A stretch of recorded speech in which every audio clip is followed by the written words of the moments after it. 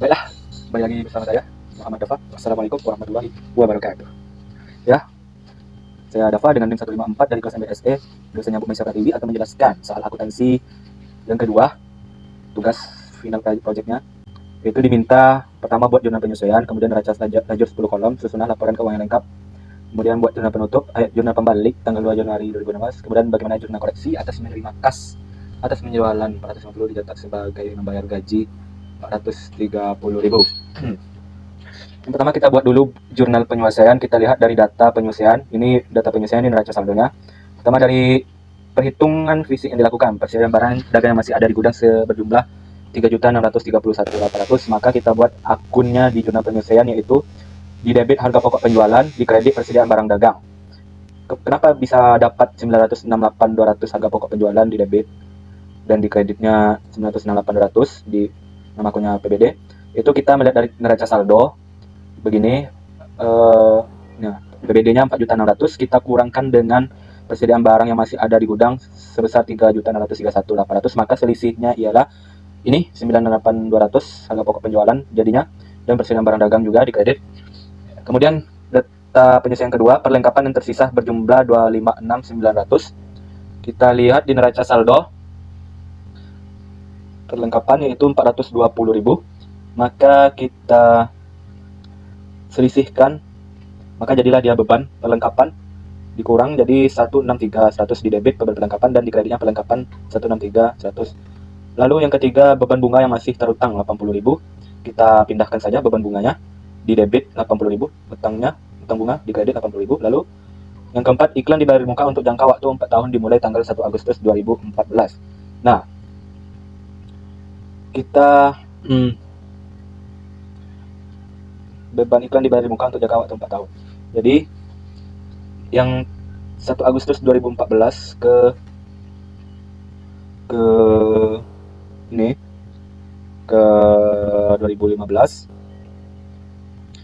yang telah terpakai berarti 17 bulan dan 4 tahun, dalam jangka 4 tahun. Karena dia iklan dibayar di muka, maka yang kita cari yaitu yang telah dipakai. Maka yang telah dipakai baru yang dimulai dari 1 Agustus 2014 ke 31 Desember 2015 adalah 17 bulan.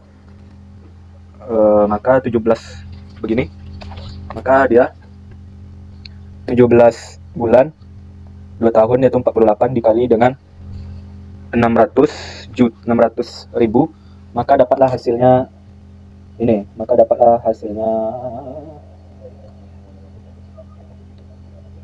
212.500 beban iklan di debit, iklan dibayar di muka di kredit. Lalu selanjutnya, pendapatan sewa yang masih akan diterima sebesar 1.500.000, kita pindahkan saja bintang sewa 1.500.000, kemudian di kredit pendapatan sewa. Kemudian gaji karyawan yang masih terutang 189.000, berarti itu beban gaji. Kemudian di kreditnya utang gaji. Lalu di peralatan disusunkan sebesar 6 juta dari harga perdehan 6%. Maka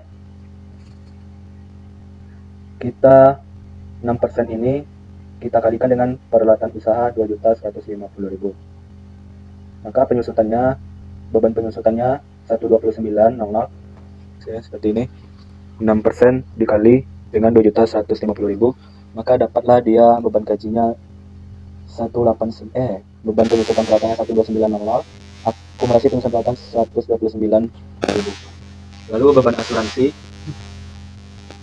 dibayar di muka untuk jangka waktu 2 tahun dimulai tanggal 30 Juli 2015. Sama seperti tadi yang telah dipakai 30 Juli 2015 ke 31 Desember 2015, itu ada 5, itu sini bisa teman-teman lihat ini ada 5 bulan yang telah terpakai.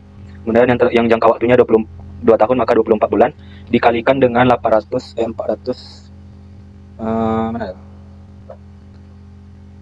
Asuransi 480. Kalau dia asuransi dibayar di muka, berarti beban di debit, beban asuransi dibayar di muka di kredit 100. Itu hasil dari perkalian tadi yang pembagian. Lalu yang terakhir dari beban penyelesaian, bagaimana jurnal koreksi ATM? Baiklah, maaf ada sedikit masalah. Kemudian yang terakhir beban data penyelesaiannya itu dibentuk cadangan piutang tak tertagih sebesar 5% dari piutang. Kita lihat di ini neraca saldo, cadangan piutang tak tertagih, cadangan piutang tak tertagih. Jadi kita ambilnya di piutangnya 950.000, maka 6% ini, 5% ini kita kalikan dengan 950.000 seperti ini teman-teman. 5% dikali 950.000, maka dapatlah hasilnya dengan kita jadikan dia beban piutang tak tertagih 47.500. Lalu di kreditnya cadangan piutang tak tertagih 47.500. Nah, ini dia jurnal penyesuaian PT Cinta pada tanggal 31. Lalu kita lanjut ke soal kedua, neraca lajur 10 kolom yang diminta. Pertama kita pindahkan semua neraca saldonya ke sini, ke ini, ke sini. Jadi teman-teman, neraca lajur worksheet ini terdiri dari 10 kolom. Ini 1, 2, 3, 4, 5, 6, 7, 8, 9, 10. Nah, yang pertama kita pindahkan yang diisinya itu ada neraca saldo, kemudian neraca saldo, kemudian neraca penyesuaian, ini penyesuaiannya, kemudian neraca saldo setelah disesuaikan, setelah dijumlahkan antara ini dan ini, kemudian laba rugi hasil dari ini, lalu ada laporan posisi keuangan dari harta dikurang dengan utang dan modal. Ya, pertama yaitu kita pindahkan semuanya kasnya ke sini, lalu data penyesuaiannya kita pindahkan juga ke sini. Kita lihat dulu kan, misalnya kita pindahkan satu-satu. Harga pokok penjualan misalkan, kita lihat harga pokok penjualan, dan tidak harga pokok penjualan karena tidak ada. Kita bikin nama akun yang baru di sini, harga pokok penjualan kita pindahkan di sini 9.800.000. Lalu di sini kita lagi kedua yaitu persediaan barang dagang. Ada tidak persediaan barang dagang sini? Ternyata ada. Kita pindahkan dia ke penyesuaian. Di mana letaknya tadi? Di kredit 968, kita taruh di sini. Lalu apalagi di sini ada beban perlengkapan. Beban perlengkapan itu, beban perlengkapan. Kita lihat ada tidak beban perlengkapan di sini? Kalau ada, set. Kita pindahkan. Oh, ternyata tidak ada. Kita buat baru, kita taruh di sini, di debit dia tadi. Lalu ada apa lagi di sini? Kemudian ada perlengkapan di kredit. Kita lihat perlengkapan di sini, ternyata ada di sini. Kita taruh di kredit, definisinya. Dan ini juga, ini. Misalkan dia tidak ada namanya, maka misalnya muncul nama-nama baru di sini, kita buat di bawah tadi, kita tambahkan. Namun kalau ada seperti ini persediaan barang dagang di penyesuaian, di sini juga ada persediaan barang dagang, maka kita tinggal memasukkan saja di penyesuaian sini. Ya, sini ya teman-teman ya. Nah, sudah kita pindahkan semuanya. Selanjutnya kita beralih ke neraca saldo setelah disesuaikan. Nah, kalau dia tidak ada, ini kan ada, ini kosong. Jadi kita tinggal menyalin saja ini, kita pindahkan ke sini, ini juga. Kemudian ini cadangan piutang tak tertagih, dia di kredit 40 juta. Kemudian dia di kredit juga 47.500. Kalau dia di kredit dan di kredit, rumusnya maka dia harus ditambahkan menjadi segini. Lalu jika dia debit dan kredit nih, dia kredit, kalau kredit ketemu kredit maka ditambah, debit ketemu debit maka dia ditambah juga. Namun kalau debit bertemu kredit seperti ini, atau kredit bertemu debit, maka dia cari selisihnya, yang paling besar dikurang dengan yang paling kecil gitu. Jadi di sini persediaan barang dagang 4.600.000 dan di sini 968.200.000, maka ini dikurang dengan ini, maka dapatlah dia 3 juta.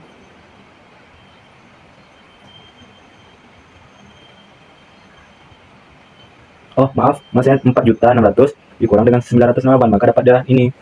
Kemudian juga dengan ini kita pindahkan, debit dikurang kredit, ini besar kredit, debit dikurang juga sini, ini juga dikurang, ini sama ini juga dikurang.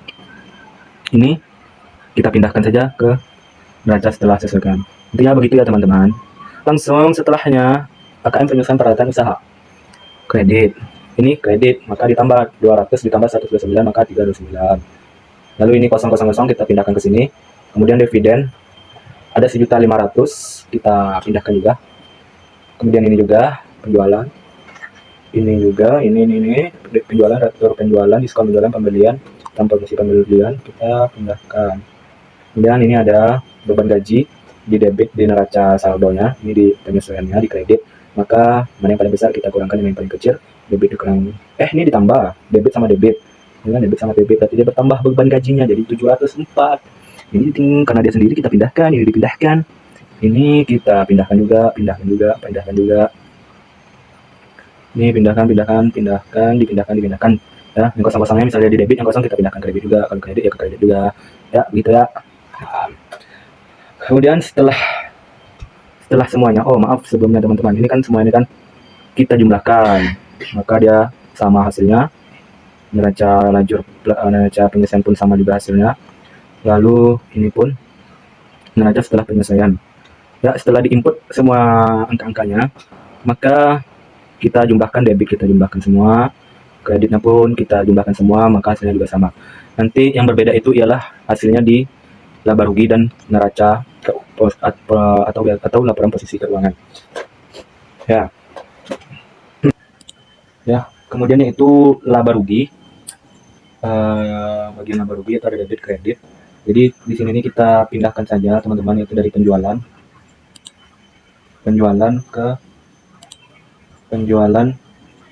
ke debit, dari dividen ya teman-teman, dari dividen di kredit, dari penjualan di kredit, lalu retur penjualan sampai sini, sampai beban-beban kita masukin, yaitu penghasilan penjualan ya, harga penjualan dikurang dengan beban-beban. Lalu ini ada satu utang bunga tidak termasuk ya. Lalu beban iklan dimasukin, piutang usaha juga masuk. Ini utang gaji, utang bunga utang gaji nggak masuk, beban-beban kita masuk dulu. Jadi dia itu penjualan, retur penjualan. Ini penjualan, retur penjualan, diskon penjualan, pembelian, transportasi pembelian, retur pembelian, diskon pembelian, ini dimasukin ya. Ini semua dimasukin. Lalu kita jumlahkan debit dan kreditnya. Kalau dia lebih besar di kredit maka dia laba. Jadi yang besar ini kredit dikurang dengan debit, maka dapatlah 6.044.800. Lalu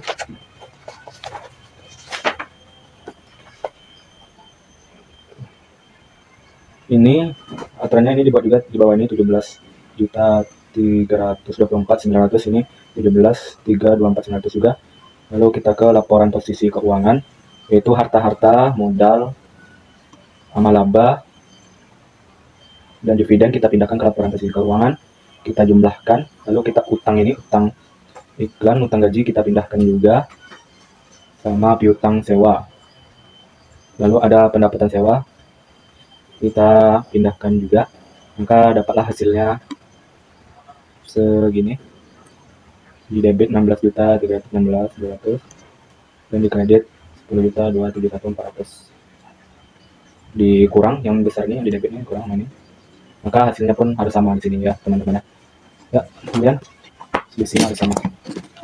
Selanjutnya yaitu ke soal selanjutnya, susunlah laporan keuangan yang lengkap, terdiri dari laba rugi, perubahan ekuitas, dan posisi keuangan. Jadi ini kita buat dulu judulnya, Jatuh Cinta Laporan Laba Rugi untuk periode yang berakhir pada 31 Desember 2015. Jadi kalau ini mencari laporan keuangan,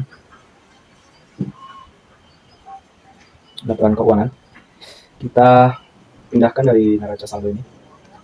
Ini penjualan ini kan 15.320 ini 15 juta kita pindahkan di sini, kemudian dikurangi dengan retur penjualan, diskon penjualan juga ini, maka dapatlah hasilnya 14.604.600. Kemudian harga pokok penjualan bersih, harga pokok penjualan ini persediaan barang dagang, pembelian transport, pembelian, retur pembelian yang telah disesuaikan ya teman-teman ya. Kemudian dikurangi dengan retur pembelian, diskon pembelian. Kenapa? Karena ini kita mengeluarkan uang ya. Lalu kita taruh persediaan barang dagang siap dijual, lalu dikurangi ini persediaan barang dagang dijual namanya setelah bagaimana pengurangan ini, lalu kita kurangkan dengan persediaan dagang akhir, maka harga pokok penjualan itu 745.400 sama ini. Maka dapat dijumlahkan ini laba kotornya 7.151.200.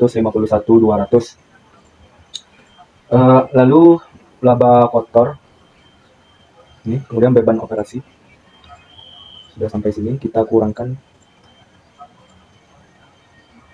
dengan beban-beban operasi dari 7 juta ini, kita pindahkan beban-beban semuanya ini ya, maka dapatlah hasilnya ini total beban operasi.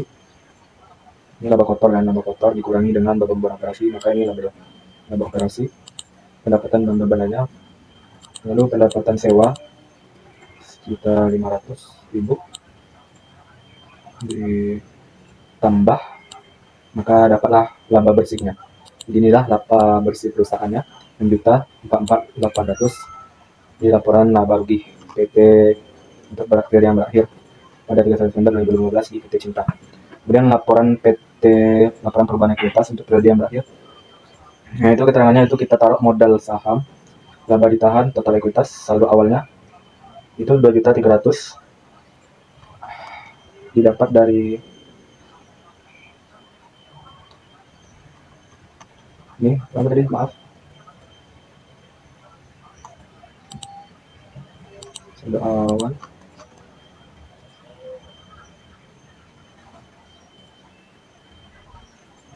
nih 2.300.000.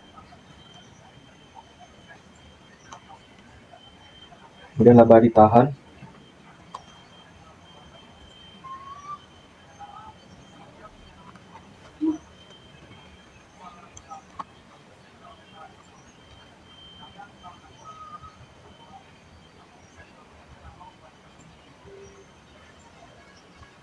ini, laba ditahannya seperti ini ya teman-teman ya.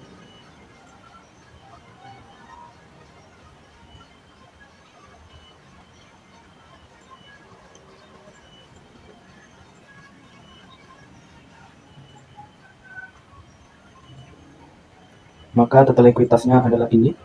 Kemudian perubahannya ini, yang merubah laba ditahan dan total ekuitasnya, yaitu laba usahanya ini kurang-kurang 6.8, kemudian dikurangi dengan ditambah dulu, kemudian dikurangi dengan dividen, maka saldo akhirnya yaitu 2.300.000 modal awal saham, laba ditahan, total ekuitas. Lalu kita lanjut ke PT Cinta dalam posisi keuangan per 31 Desember 2015. Itu caranya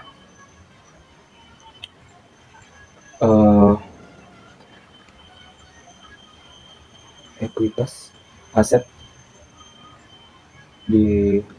ditambah liabilitas, aset sama dengan liabilitas ditambah ekuitas. Ini kita pindahkan asetnya, harta-hartanya, total asetnya segini, kemudian total liabilitas dan ekuitasnya, pemerintahan ambil saya dividen, total ekuitas, maka dapatlah total liabilitas dan ekuitas seperti ini ya. Dan ini balance ya teman-teman ya. Kemudian jurnal penutup sama seperti jurnal laba rugi, namun ini diubah saja, dibalikkan. Penjualan, pendapatan sewa, kisar laba rugi, kisar laba rugi, harga pokok penjualan di kredit, data rugi di kredit, beban di kredit, cara bagi di debit, laba ditahan di kredit namanya. Ini jurnal penutup ya namanya ya. Yang tadinya penjualan ini di kredit, jadi dipindahkan dibalik ke debit. Yang tadinya di debit gitu kan.